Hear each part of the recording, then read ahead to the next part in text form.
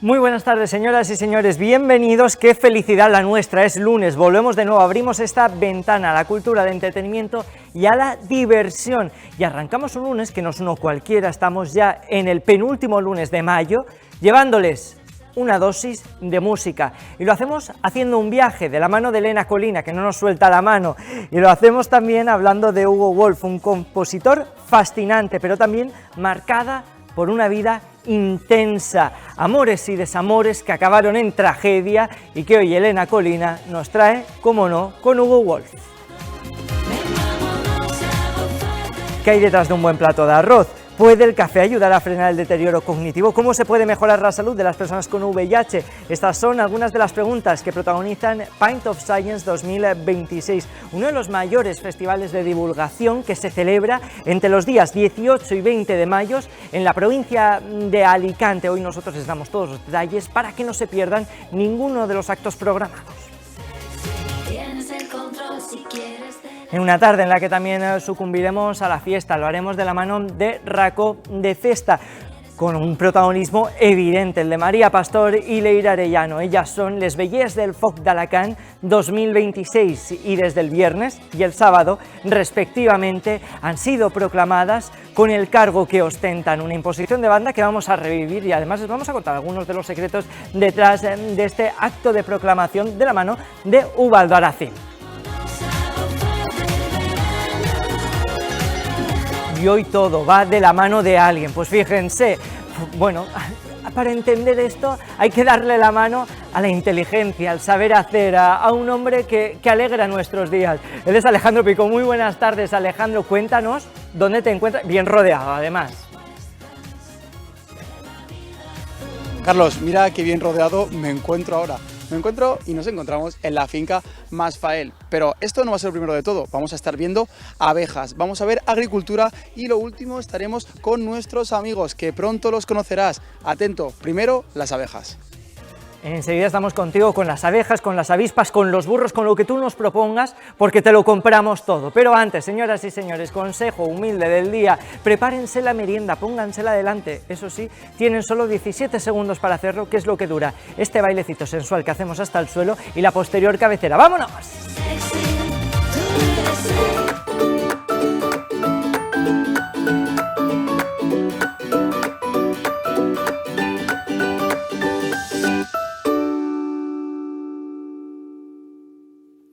Yo le estaba diciendo a nuestra primera invitada que se reía viendo cómo hacíamos un chuminero, que claro, la música la llevas bien, sí. Directora de orquesta, colaboradora de La Esplanada, tienes todos los galones. Elena Colina, bienvenida. Hola, Carlos. ¿Cómo llevas eso del baile? Porque en esa faceta te conocemos, pero en tus ratos libres. Pues es que cuando estoy dirigiendo también me muevo y también bailo. ¿Qué baile me recomendarías hacer tú si yo algún día me hiciera director de orquesta? Que no va a pasar, por lo que sea, pero... Bueno, pues vamos a empezar con algo como un vals, ¿no? Claro, porque yo me imagino, tengo boli, no tengo batuta, pero sería algo así, tú así como pues el de... 1, 2, 3, 1, 2, 3. ¿Y vas bailando así? Claro, claro. Esto lo hace mucho, claro. No es que yo sea muy asiduo a conciertos de cámara, pero, por ejemplo, el de Viena, que lo veo todos los años religiosamente, que el día 1 de enero el hombre se mueve mucho. Sí, es que hay que estar expresando con todo el cuerpo. Y además marca el tempo bien con las manitas, así. Sí. ¿Se dice tempo? Sí. Hasta en eso hemos acertado, fíjense. Eso que estamos de lunes, que nos vamos a equivocar a partir de ahora muchísimo, ya les pedimos disculpas por adelantado, saben que arrancar la semana no es fácil, pero es más fácil y más llevadero hacerlo con ustedes y también con Elena, que Elena no ha venido a hablarnos de lecciones de baile, pero bueno, de repente ella se ha convertido en una mujer que entiende casi de todo. Hoy vienes a hablar de Hugo Wolf. Hugo Wolf, sí. ¿Este hombre sabía bailar? Pues no lo sé, pero el pobrecito tenía una vida... trágica, ¿no? Muy trágica, muy difícil, muy triste. Bueno, pues vamos a empezar por lo más llamativo, ¿no? Lo más característico, y es sus romances. De hecho, tengo aquí apuntado que fue llamado romance de 3 picos toda su vida amorosa. Sí, es que fíjate, justo coincidió con que Pedro Antonio de Alarcón escribió la obra del sombrero de tres picos. Y claro, era una obra corta española en la que se hablaba precisamente de todos los tejemanejes sentimentales de la sociedad del siglo XIX. Y precisamente hace mucha alusión a, bueno, cómo fue la vida de Hugo Wolf. Y es que además él después, posteriormente, compuso una ópera que se tituló Der Corregidor. Entonces ahí está, porque del sombrero de tres picos, que luego también lo hizo Falla Ballet y todo eso, al Corregidor y a su vida, por eso se llamó así. ¿Los romances que tuvo él eran secretos o eran vox populi? La gente de esa alta alcurnia que convivía con él y eran coetáneos de Hugo Wolf, ¿eran conocedores de todos los tejemanejes que tenía entre manos y entre las sábanas de su cama? Bueno, realmente tuvo un amor. Vale, ya empezamos bien. Un amor, y ese amor fue para toda la vida. Claro, al principio, como todos los amores, pues empieza sin que lo sepa nadie. Pero luego, que fue además con Melanie Keger. Pero es que Melanie Keger era la esposa de Henry Keger, que era amigo y mecenas de Hugo Wolf. Al principio no se enteró, tardó en enterarse 9 años, o sea que lo debieron de hacer muy bien. Un máster en esto de los amantes. Sí, pero luego al final se enteró, pero contra todo pronóstico nunca se divorció ni se separó de Melanie. Estaba muy enamorado. Pues no lo sé. Claro, nos estoy preguntando a la Elena como si ella hubiese formado parte, ¿no?, del triángulo amoroso. No lo sé, pero es que él nunca se separó de ella, siguió casado con ella, pero es que aquí lo chocante es que Henry Keger siguió siendo el mecenas de Hugo Wolf. O sea, que encima de mujer que fuma en pipa pone la cama. Claro, sí. Bueno, madre mía. Sí, esto es así. O sea, hay que igual vivir en esa época del romanticismo, no sabemos lo que se les pasaba en la mente, pero desde luego que Hugo Wolf por aquel entonces ya empezaba a estar bastante malito. Estaba de capa caída. Bueno, se puede decir que tenía una sífilis como un caballo, que desde bien joven pues la contrajo y claro, eso le pasó factura hasta que llegó a ser una neurosífilis. Entonces aquello le traía paranoias, una inestabilidad emocional importante, y piensa que Fleming no inventó la penicilina hasta 1928. Por lo tanto, estamos en finales para que la gente se sitúe del siglo XIX, claro, 1884 sí, hasta el 90 y ahí, sí. pico. ¿Todo esto influyó en su obra? Muchísimo, porque precisamente era como que su tensión, o sea, la tensión que tenía su vida, la pasión, la ironía, pues todos esos elementos los utilizaba para los personajes de sus Lieder, que compuso más de 200, de sus óperas. ¿Qué son Lieder, para aquella gente que no lo sepa? Vale. Canciones en alemán. Vale. Continuando este paseo por la historia, has mencionado que tiene sífilis. Nosotros que nos agarramos como buena prensa y medio de comunicación a una tragedia, a una enfermedad como esta, esto le llevó esos problemas de salud mental, ese deterioro cognitivo, ¿cuándo empieza a aparecerle? Pues fíjate, cuando él está componiendo la ópera Manuel Venegas, entonces ahí ya se empieza a ver su deterioro y su incapacidad muchas veces para afrontar la vida. A nosotros nos han chivado que te teníamos que preguntar si hablábamos de Hugo Wolf por Mahler. Madre mía, Mahler. Claro, ves, ya sabía yo que no íbamos a errar el tiro. ¿Qué pasó con Mahler y quién era Mahler? Si es que ya Mahler ya tenía su historia ya con Alma Mahler, o sea, encima le vino lo de Hugo Wolf. Claro, tú piensa una cosa, vamos a ponernos in situ, y es que en la Viena de aquel momento había dos bandos, los que les encantaba la música de Wagner y los que le encantaban la música de Brahms, y aquello era una confrontación constante. Entonces Hugo Wolf, una de las veces que visitó a Mahler, pues encontró una partitura de Anton Rubinstein. ¡Buah! Aquello, cuando lo vio Hugo Wolf, Bueno, además es que odiaba literalmente la música de Anton Rubinstein, porque, a ver, Rubinstein no era de Brahms. Rubinstein no es la del maquillaje, ¿no? No. Ah, vale. Yo estaba ahí Rubinstein, preocupado, digo, a ver si lo puedo No, ver. esa es Elena Rubinstein. Ah, vale, Elena Rubinstein no es la misma. No tiene nada que ver con Anton Rubinstein, que era el compositor. Entonces, claro, no quería a Brahms, pero tampoco le gustaba la música de Wagner, pero odiaba la música de Wagner. Y claro, y este Wolf, que era pro Wagner, pues aquello pensaba, era su pensamiento, nada más lejos, o sea, que no tiene nada que ver. Él pensaba que la música de Anton Rubinstein pues era una música como muy grandilocuente, entonces no le gustaba. Y este Mahler, ¿qué hizo? Pues al ver que estaba criticando las composiciones de Anton Rubinstein, fue a por la obra de Hugo Wolf. Aquello fue, para Hugo Wolf, fue como si le hiciesen una tumba, o sea, le sentó fatal, fatal. Has mencionado también algo de alucinaciones. No queríamos tampoco desperdiciar, ¿no?, la oportunidad de hablar de más males ajenos. ¿Cuándo empiezan esas alucinaciones? ¿Cómo son? Pues son realmente muy problemáticas. Y es que al final él piensa que él es el director de la ópera de Viena, era Mahler.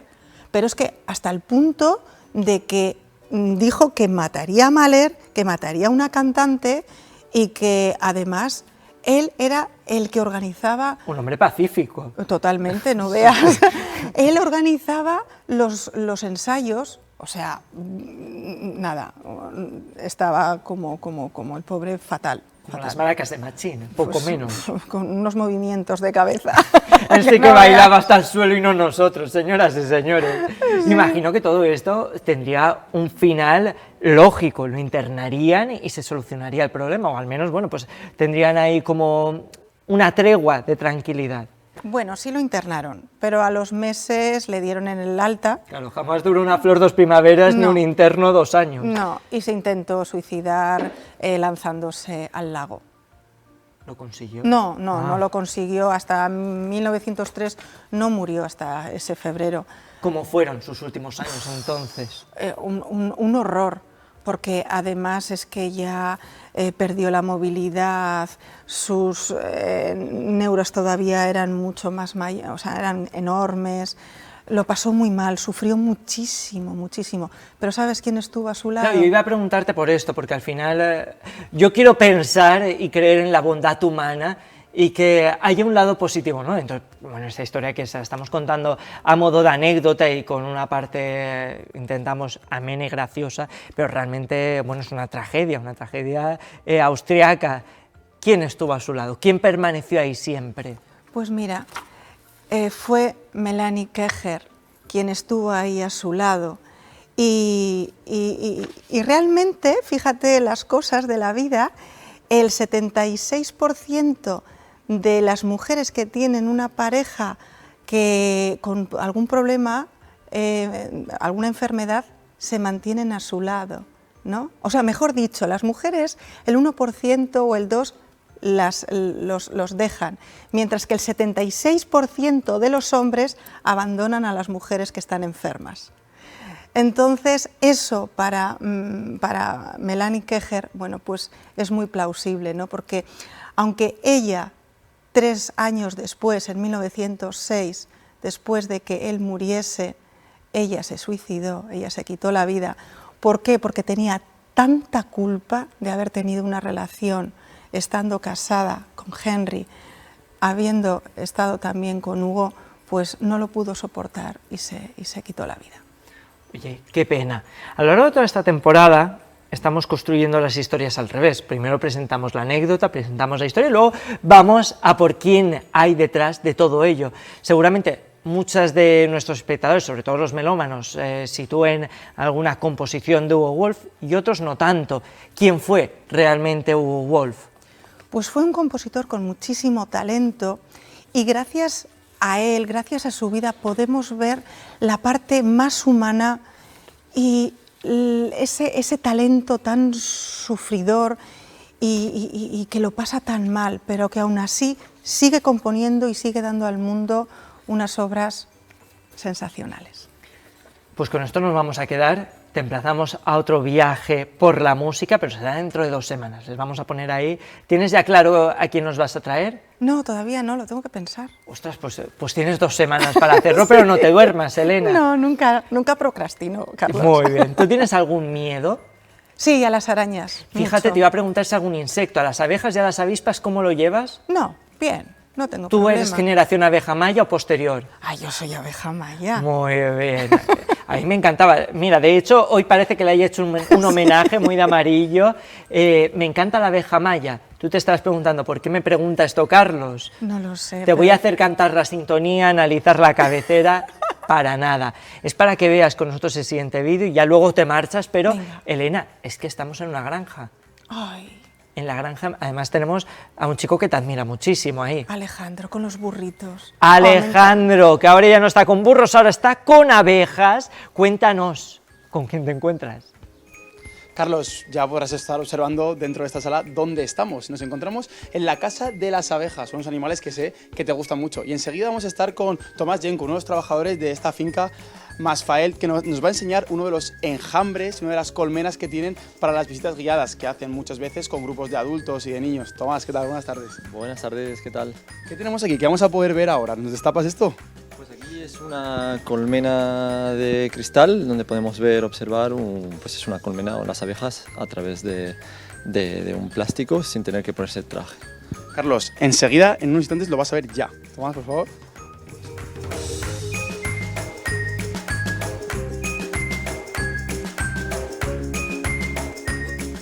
Impresionante. Yo se lo he dicho a Tomás, es la primera vez que veo un enjambre así con una colmena. Se puede ver aquí la miel, se puede ver la cera que sale de su cuerpo, cómo hace. Entonces, cuéntanos un poco, ¿por qué tenéis esto aquí? ¿Qué es lo que hacéis? ¿Qué contáis a la gente que viene a las visitas guiadas?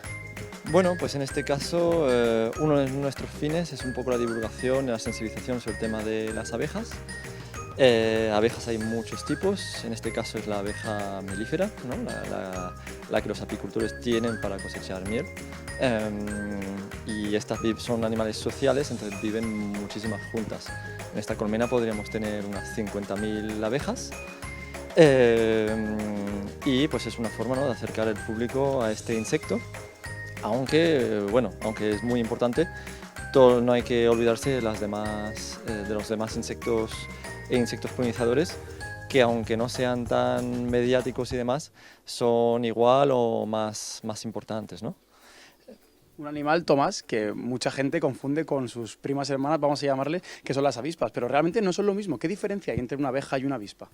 Bueno, primero, en el caso de la abeja melífera, ¿vale? Y la avispa, muchas veces dibujamos la abeja amarilla con rayas negras. Bueno, pues eso es la avispa común que tenemos aquí, ¿no?, que hace su nidito de cartón que veremos en verano en una esquina, bajo el porche y demás, ¿vale? La avispa es fructívora carnívora, va a utilizar sus mandíbulas, ¿no? Cuando haces una barbacoa va a venir a molestar, ¿no? Pero bueno, su función es eso, comer algunos insectos, ¿no?, controlar algunas plagas y demás. Obviamente es un insecto un poquito más agresivo a la abeja melífera, que ya, al menos que vayamos a la colmena a molestarlas y demás, no tiende a atacar, ¿no?, al humano. Hablando de las colmenas, también se está viendo mucho que en estos últimos meses, sobre todo en épocas de lluvias, como hemos podido tener ahora en Alicante, hay muchas colmenas de abejas que se desplazan a la ciudad y hay una alta demanda en los rescates. ¿Por qué se produce esto y cuéntanos un poco cómo se producen estos rescates? Bueno, es algo periódico y normal. Todos los años en esta temporada hay lo que llamamos la enjambrazón, es decir, que una colmena se divide en 2 o 3 enjambres, ¿no? Entonces se quedará una parte dentro de la colmena y la otra parte pues se irá volando buscando un nuevo hogar, ¿vale? Y por eso pues en la ciudad pues se van a ver bolas de abeja o muchas abejas volar, entrar dentro de algún muro o un tambuche de persiana y demás. ¿Cómo se hace el rescate? Pues dependerá del tipo. Si acaba de llegar y está al exterior haciendo una bola de abejas, pues ahí es un poco lo más fácil de recoger. Luego ya cuando está dentro de un muro si no nos hemos dado cuenta, lleva ya varios días, varias semanas, y habrán hecho panal y hay que sacar lo que es el panal y las abejas. Entonces hay que acceder a ello, habrá que abrir muro o abrir tejado, lo que sea. Muy importante también en el tema de las abejas, no molestarlas ni siquiera matarlas, porque mucha gente quizá puede tener ese miedo a que se le haga un panal en su casa y ante la duda o el desconocimiento, quizá romper el panal, ¿no? O destrozarlo para que, pues quizá por miedo, como te digo, miedo, desconocimiento, pero ¿cómo se debería actuar? ¿Llamar a un apicultor? No entiendo. Sí, normalmente eso lo que se hace se llama un apicultor o se llama los servicios de emergencia que según la ciudad y demás, pues o pasarán el contacto de un apicultor o algún otro profesional, ¿no? Pero en principio las abejas no se pueden matar, ¿no? Tiene su función y ante todo puede ser peligroso intentar matarlas, son muchos individuos juntos y puedes tener un problema y picaduras múltiples, ¿no?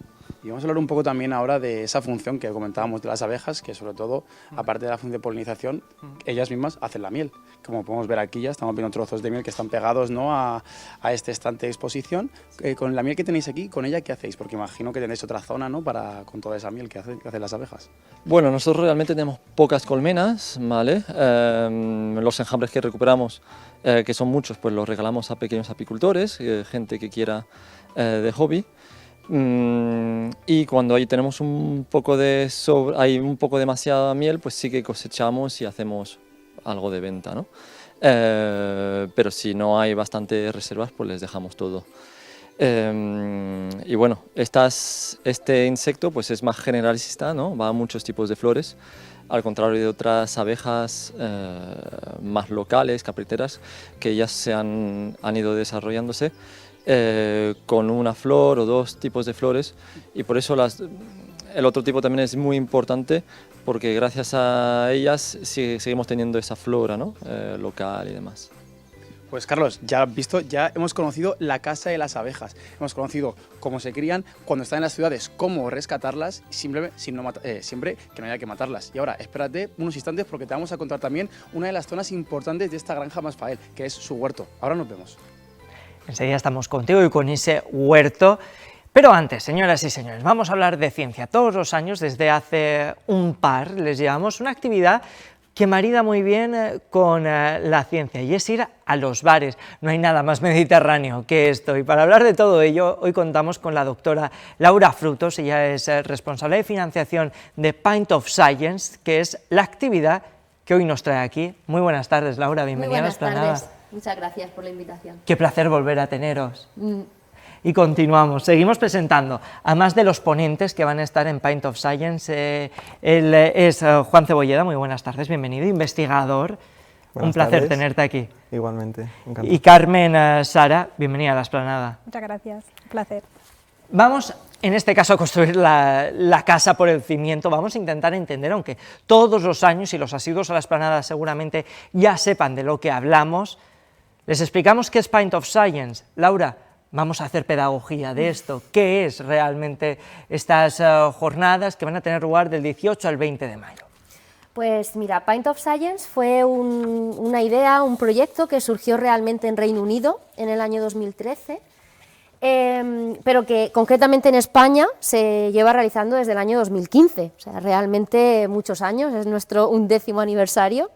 Y bueno, pues como su nombre indica, es un festival de divulgación científica que tiene distintas particularidades, entre ellas que se realiza de forma simultánea los mismos días en los 5 continentes, en 27 países. Ostras, eso ya son países, ¿no? Ya son muchos países. Madre mía. ¿Los podríamos enumerar uno a uno? Bueno, claro, no nos faltaría programa.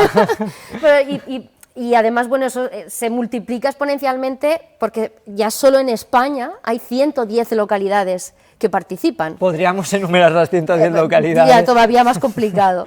Pero es un festival realmente grande y bueno, la idea es precisamente pues eso, llevar la ciencia, los avances científicos y el impacto que tienen en la sociedad en un ambiente distendido como es el de un bar, ¿no? Claro, y yo decía algo tan levantino, tan mediterráneo como entrar en los bares, ¿no? Y sentarnos a tomar un refresco o una cerveza, por ejemplo, y empezar a escuchar algo tan profundo, tan teórico como aparentemente es la ciencia, porque vosotros también venís a decir, la ciencia no tiene por qué ser aburrida. Claro, además, bueno, la ciencia contada por los científicos y científicas, eso también es una particularidad, no son expertos en divulgación, son personas que han salido de sus laboratorios, Los que llevan bata, ¿no? Correcto. Muy bien. Y han salido de ahí para contar precisamente lo que hacen y eso en un ambiente distendido y sobre todo para fomentar también el diálogo y la curiosidad. O sea, siempre intentando pues hacerlo ameno y accesible al público general porque la ciencia también es cultura. Juan, Carmen, ¿cuándo descubristeis vosotros respectivamente Pint of Science, Juan? Pues yo le sigo la pista desde hace bastantes años también. No por 2015, porque por ese entonces estaba empezando la carrera, pero sí que he sido siempre una persona muy friki, que me ha gustado mucho la ciencia, de ahí mis estudios, vocación, mi ¿no? vocación. Y la verdad es que siempre he querido formar parte de este evento, ¿no? De Pint of Science. Al final creo que la ciencia tiene que estar también en la calle, no solamente quedarse en los laboratorios. Carmen. Sí, yo hace unos años lo descubrí en redes sociales y desde entonces también me hacía muchísima ilusión ahí formar parte y este año sí que tengo la posibilidad y estoy súper ilusionada ahí compartir lo que estamos haciendo ahí día a día en la universidad. Decíamos a Laura algo, bueno, pues que parece tosco, ¿no?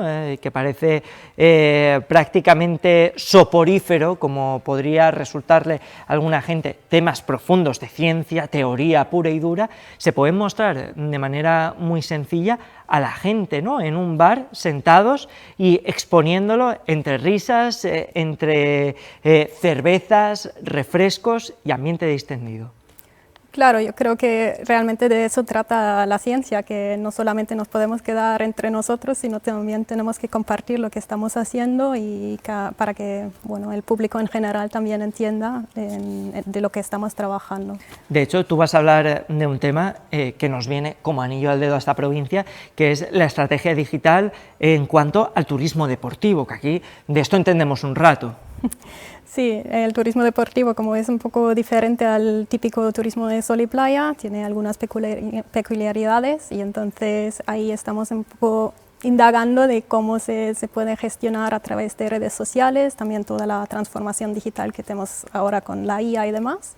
Y vamos ahí indagando un poquito más de cómo se puede gestionar de mejor manera y impulsar este tipo de turismo que es más sostenible y más resiliente también que otros tipos de turismo. Todo esto lo estáis ya investigando, ¿no? Previamente en la universidad. Sí, exactamente. Y aquí llegáis también a responder preguntas. Claro que sí. ¿Cuál es la pregunta que más te hacen cuando planteas este tema, cuando hablas de turismo deportivo y cuando también se marida con ciencia, porque al final todo tiene una base científica, empírica y un estudio detrás? Esto no es sentarse delante de un ordenador y decir, bueno, pues me voy a poner yo aquí a hablar de turismo deportivo. Claro, si es relacionado con las redes sociales, lo que siempre me preguntan es cómo consigo seguidores y cómo puedo vender. Entonces ahí ya no hay una solución mágica, pero bueno, hay unas estrategias que podemos seguir y eso sí que puede ayudar a los gestores de eventos deportivos, por ejemplo, a manejarlo un poquito mejor. Juan, en tu caso, llegas para hablarnos de algo muy común entre la población en general y de hecho últimamente hablamos mucho de ello. El título es Resfriados sin mitos. ¿Qué quiere decir esto de resfriados sin mitos? Bueno, pues básicamente mi charla la he enfocado un poco a romper esos mitos y esas verdades que tenemos instaladas en nosotros mismos sobre las infecciones respiratorias, ¿no? ¿Quién no se ha tomado un antibiótico cuando ha cogido un resfriado? Bueno, pues error, a lo mejor no es un antibiótico lo que hay que tomarse. Precisamente lo que quiero es fomentar ese conocimiento para conocerse y saber qué medicación tomar y por qué se toma esa medicación. Sobre todo en las infecciones respiratorias lo que ocurre es eso, que nunca sabemos si es un virus o una bacteria, ¿no? Lo que nos genera esa infección respiratoria. Nosotros aquí tenemos un problema, claro, estamos totalmente expuestos a la gente y nos ven con nuestras virtudes, algunas son, y con todos nuestros defectos, entre ellos, como hablamos tanto, la tos. ¿Se está investigando al respecto? Esto ya es casi una pregunta personal. Bueno, la tos está claro que es una vía de transmisión aérea y en el caso de los virus respiratorios, ¿no? Las toses al final lo que hacen son liberar partículas de la saliva, gotículas, que lo que hacen es que esparcir ese virus, ¿vale? Generalmente son virus, porque los virus pesan menos y entonces en las gotículas de la tos pueden expandirse más. Se está investigando, a ver, bueno, se ha visto y se ha demostrado que el uso de las mascarillas cuando una persona está resfriada o en entornos hospitalarios reduce mucho esa transmisión de infecciones respiratorias. Que pensábamos que con esto de la COVID-19 que había llegado para quedarse lo de las mascarillas y al final no lo ha sido tanto, ¿no? Sí que se ha tenido un poco más, hemos cogido un poquito más de conciencia, pero aún así falta un poco de trabajo y para esto también está muy bien llegar con la ciencia de la mano para exponerlo y que la gente lo entienda. Laura, ¿cuándo arrancáis? Arrancáis mañana mismo, ¿no? Esta misma tarde. Ah, pues fíjate, madre mía.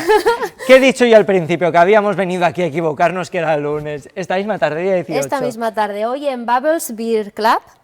Y vamos a tener a Laura Torres hablándonos del efecto del consumo del café en la salud y a la doctora Marina Cano hablándonos de arroces, pescado y la ciencia que nos comemos. Pero que me encanta. Sí. Es que, claro, hemos empezado haciendo preguntas aquí al aire, pues sí que las respondía Pint of Science, fíjense ustedes. Efectivamente, pero esto sigue mañana y pasado también. Mañana, martes 19, estaremos en la librería 80 Mundos, donde Carolina Ojeda y Carmen Sara nos hablarán, por una parte, de la dieta mediterránea y la longevidad y de la gestión estratégica digital del turismo deportivo. Y finalmente, el miércoles, el día 20, estaremos en Sausalito Premium Club, hablando de estrés, ansiedad y depresión posparto, de la mano de Andrea Iglesias, y de mitos y verdades de las infecciones respiratorias con Juan Cebolla.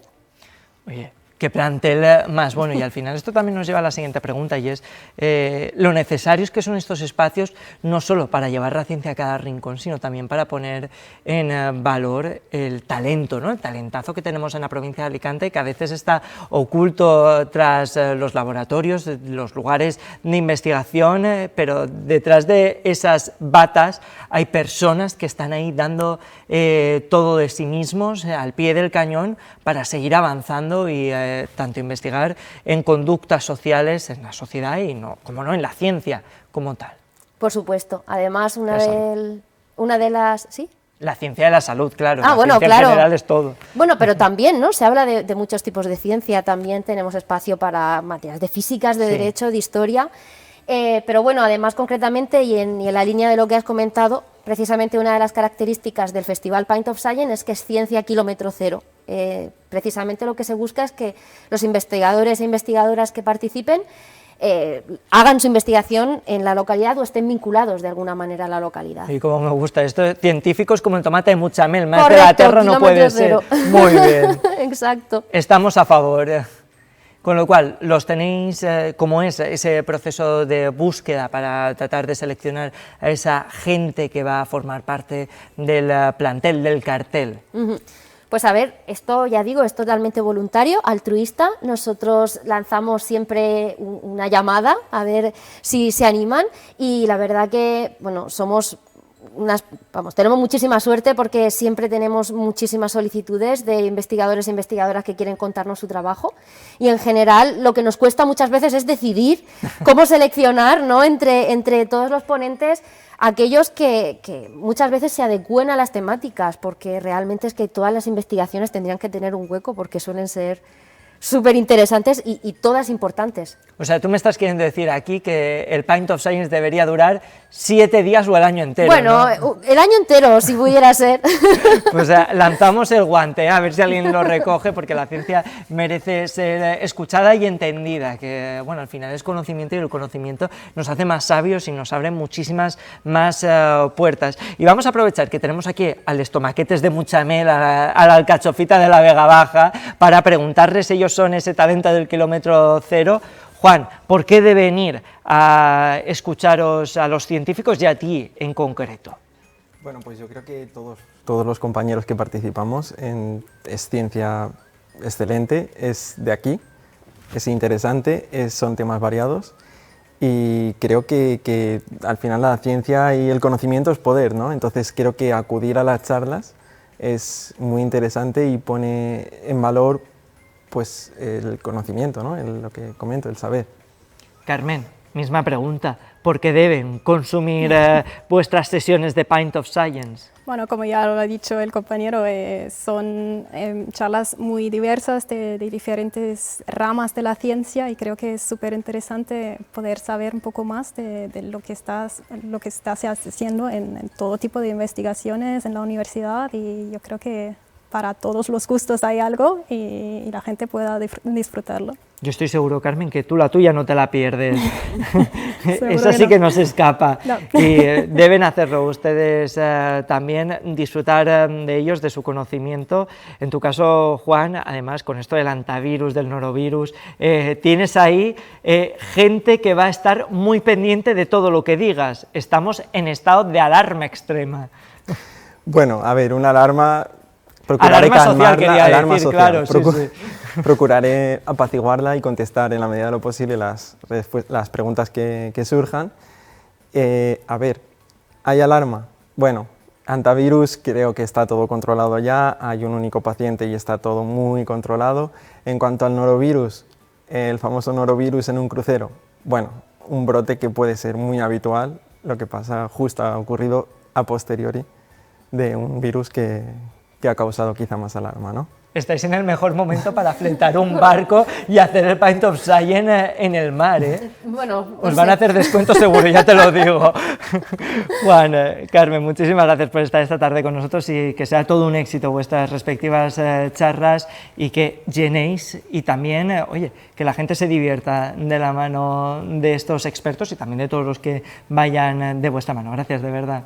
Muchas gracias. Gracias. Laura, y vosotros me decías 11 años, yo les echaba 5, fíjense, más del doble. Que sigan siendo tantos años y que vengáis aquí a contarlo, ¿me lo prometes? Por supuesto, te lo prometo. Que no sean esas promesas que caen en saco roto, por favor. Jamás. Muy bien, así me gusta, así da gusto. Señoras y señores, que nosotros continuamos diciéndoles que vayan, que visiten Pint of Science del 18 al 20, además lo pueden consultar todo a través de su página web y también de sus redes sociales. Pero mientras tanto, nuestro compañero Alejandro está entre tomates, no son de mucha mel, pero también podrían. Buenas tardes de nuevo, Alejandro. Míralo qué guapo. Cuéntanos. Carlos, ya estamos de vuelta y como lo prometido es deuda, hemos dejado la casa de las abejas, que la teníamos aquí a nuestra espalda, y ahora vamos a dar una vuelta por la zona agrícola de esta granja, una zona también muy importante donde se cosechan diferentes tipos de plantas, de frutas, también cosechan aceite, pero en este caso nos hemos venido a cultivar, bueno, a enseñar cómo lo cultivan una de las frutas más codiciadas de nuestra provincia, la granada. Tomás, cuéntanos un poco sobre esta fruta. Bueno, pues ahora mismo está en flor, se cosechará para finales de octubre, principio de noviembre, y nada, es una fruta muy dulce y que a nosotros pues nos encanta, por eso hemos plantado un centenar de árboles, y para consumo propio y para algo de venta. Este tipo, imagino que tendrá varias variedades la granada. Este tipo que tenéis aquí es dulce, más agria, ¿cómo es? Este es más dulce, es variedad Mollar, ¿vale? Y eso es, tiene un sabor más dulce comparado con otras variedades que pueden ser un poco más ácidas. Claro, porque aquí tenéis granadas, también hemos comentado antes que teníais zonas donde se cultiva también oliveros, donde luego hacer el aceite. Al final, esto de la granja, la casa de las abejas, también la zona agrícola, parte un poco de alguna filosofía, ¿no? Una forma de entender la vida. Sí, exacto, aquí seguimos una filosofía, bueno, un tipo de vida basado en la permacultura, ¿no? Y tiene unos 3 principios, y intentamos seguir esos principios que pues básicamente es cuidado de la tierra, los que están dentro, cuidado de las personas y redistribución de los excedentes, y esto pues hacerlo a nuestro nivel, ¿no? de nuestra finca.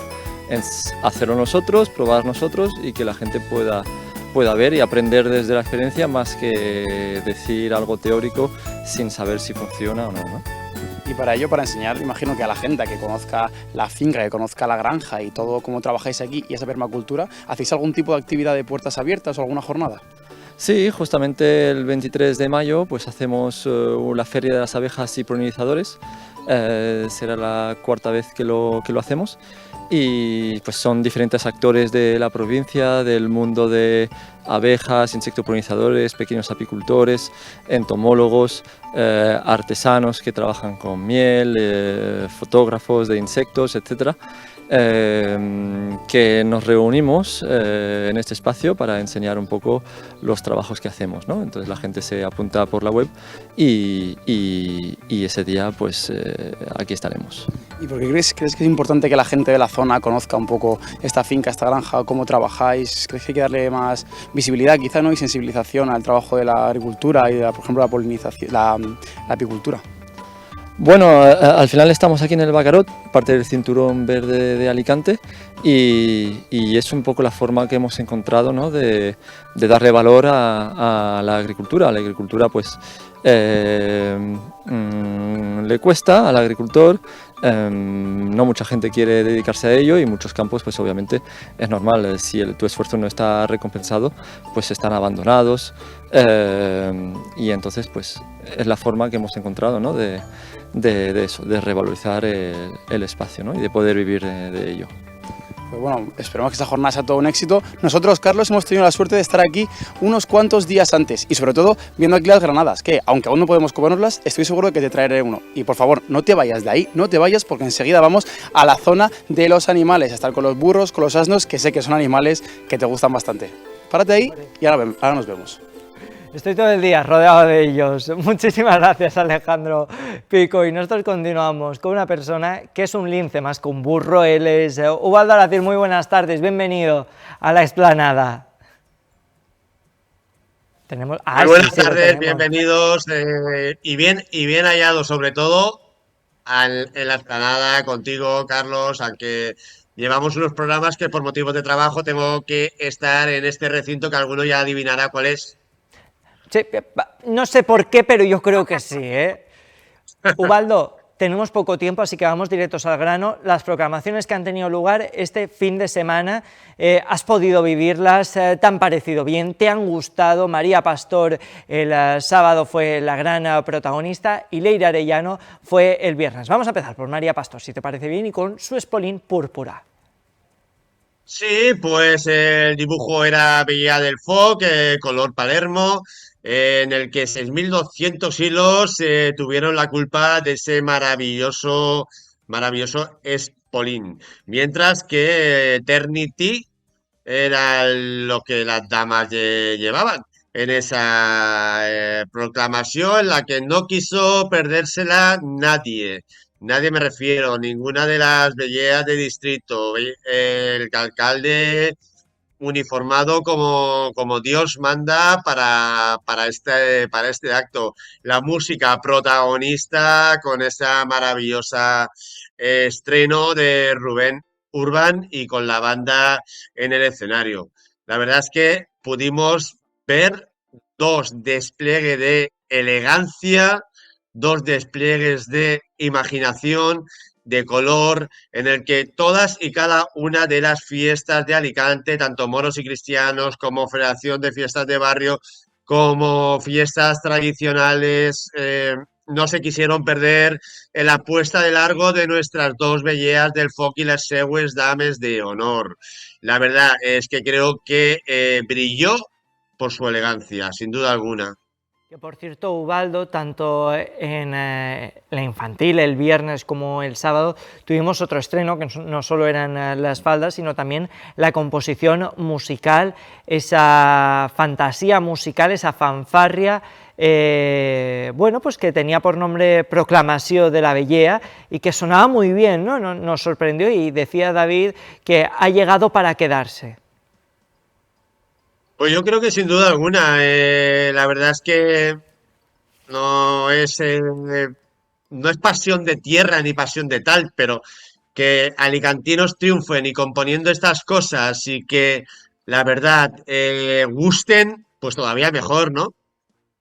Desde luego. Ubaldo, como siempre hacemos, ¿qué te parece si aparte de comentarlo, lo vemos y así podemos seguir tirando el hilo? Vamos a verlo. Oye, yo quiero seguir disfrutándolo, claro.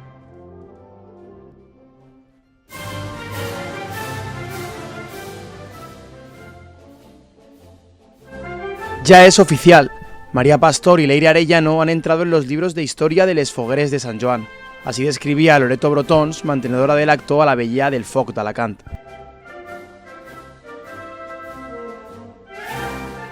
Y algo que jamás dejará de asombrarme es que la belleza baje al asfalto, que no se quede encerrada en museos, que se plante en mitad de la calle, se deje ver por todos, aguante el sol de junio, sufra la observación del vecino y espere su destino, la llama que todo lo iguala.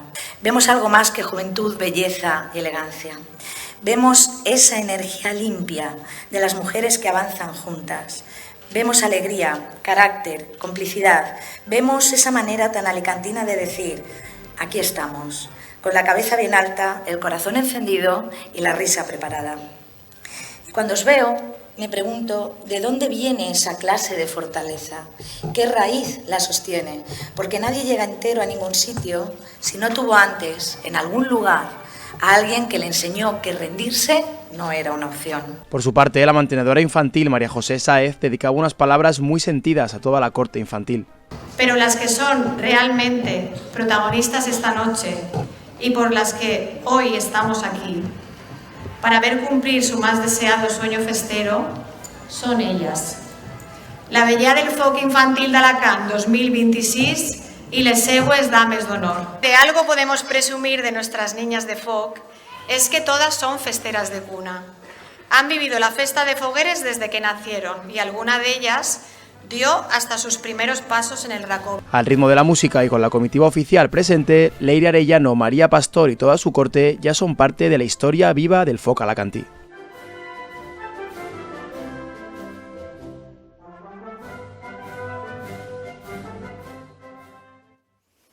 Bueno, y también esas maravillosas mantenedoras, tanto María José Sáez como Loreto Brotons, que ofrecieron las primeras palabras a las recién proclamadas Velles del Foc d'Alacant. Yo creo que de manera muy acertada también, tanto su elección como esos discursos que tuvieron a bien a ofrecer en el Teatro Principal. Ubaldo.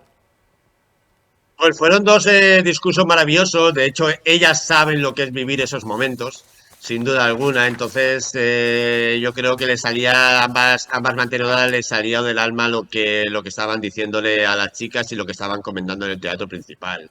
Perfilando un poquito las piezas musicales que estábamos comentando antes, ¿vale? La de Rubén Urban era Latidos de la Terreta, que es la que tocaron la Vetllar del Foc, y la anterior era de Mas Matais, ¿vale? La que hemos hablado también, que era la que sonó la Vetllar del Foc infantil por la banda, era de Miguel Ángel Mas Matais, alicantino también, que era Proclamació del Foc.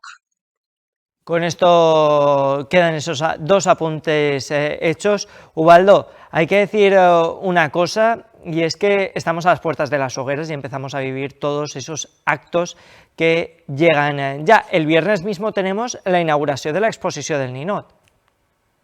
Pues martes y miércoles estarán llegando ya ninots a la lonja del pescado. Ya las hogueras y barracas empezarán a traer ya sus ninots adultos e infantiles. Este año me he olido por ahí que se prevé bastante nivel. Lo que me gustaría, aparte del nivel, volviéramos a recuperar la crítica y sátira en los ninots que se estuvo perdiendo. Parece que el año pasado se recuperó un poquito, pero es una de las cosas que he hecho yo de menos. Y el viernes veremos esos ninots en la lonja del pescado. El viernes los veremos y a partir de mañana mismo por la tarde arrancará su llegada a esa lonja del pescado, como indicaba Ubaldo. Por cierto, se mantiene el precio de €50 y se ha valorado la opción de votar telemáticamente. Esto no sabemos aún muy bien cómo será, pero estaremos muy pendientes de ello. Mientras tanto, Ubaldo, dejando de lado la exposición del Ninot, otra de las citas es el ciclo de Pólvora Tot l'any. En este caso no será Mascletà, será Castillo de Fuegos, después de la última que tuvimos, que es la que estamos viendo en imágenes, de San Gabriel. Pues la de San Gabriel, que como ya dijimos el otro día, es que yo soy fan de ellos, soy fan de Pirotecnia Hermanos Sirven, y la verdad es que estuvo impresionante.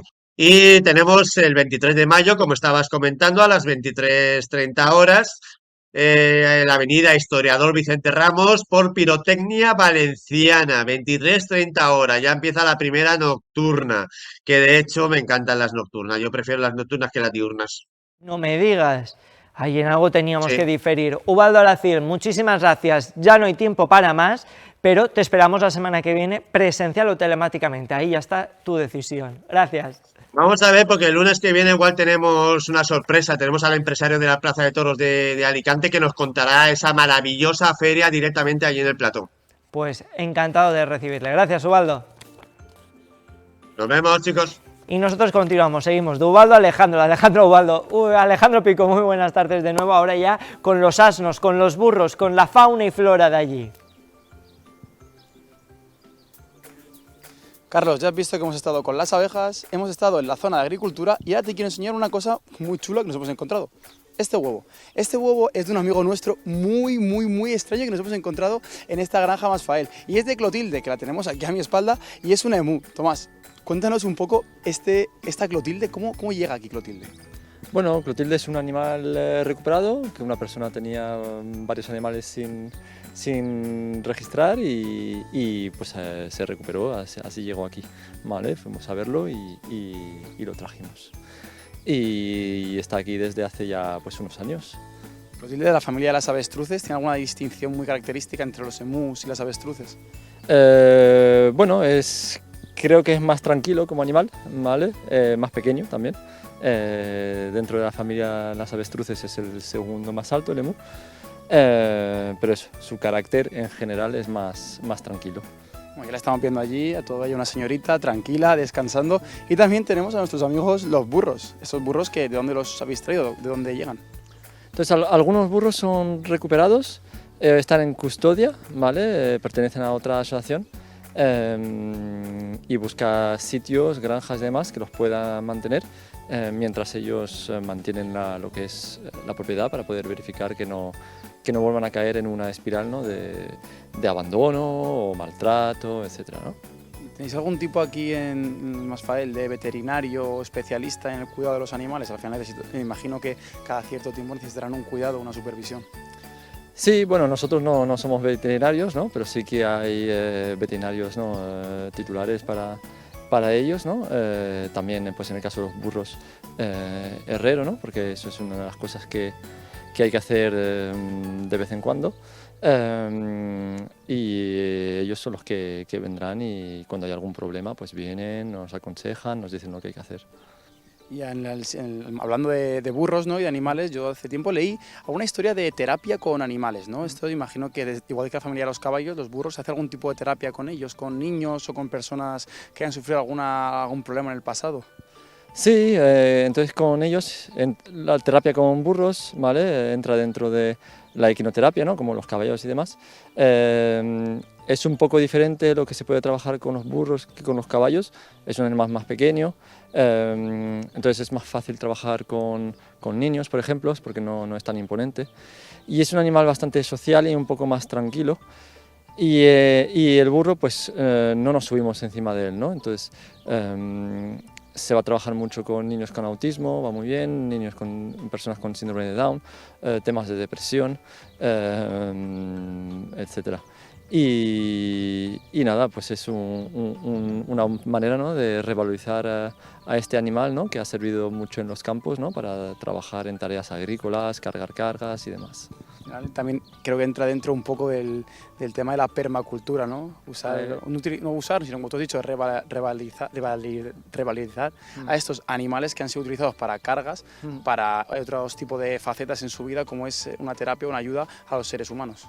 Sí, exacto, y en este caso pues entran dos partes, ¿no? El cuidado de las personas, ¿no? En ese caso el usuario, y el cuidado de los animales, ¿no? Porque esos usuarios pues al final no vienen a que le demos una solución y demás, sino ellos van a cuidar de ese animal que también tiene una historia, ¿no? Entonces es un poquito más fácil para trabajar pues lo que digan los terapeutas, ¿no? Hablamos que hay un poco de simbiosis entre el animal y la persona. Bueno, eso es de manera general, sí, puede surgir, luego hay personas que pueden tener algo más de aprehensión, ¿no? Pero sí, en el caso otra vez de la terapia, para que sea una terapia obviamente tiene que haber terapeutas, nosotros no lo somos. Nosotros lo que hacemos es manejar lo que es el animal, el burro, y los terapeutas son los que definen los objetivos, ¿no? Terapéuticos que quieran trabajar con el usuario. Lo que también creo que vosotros hacéis aquí es un magnífico trabajo y Carlos, ya has visto, hemos estado con las abejas, hemos estado en la zona de cultivar las granadas y ahora hemos estado con los animales y hemos conocido a la magnífica Clotilde. Nosotros te vamos a dejar porque nos vamos a quedar aquí conociendo más partes de la granja y a ver si Tomás nos deja probar por fin la miel. Muchas gracias, Alejandro, te dejamos probando la miel. Mientras tanto, nosotros nos despedimos, lo hacemos hasta mañana a partir de las 5:30. Descansen, cuídense y pasen buena tarde. Hasta la vista. Soledad no va a durar.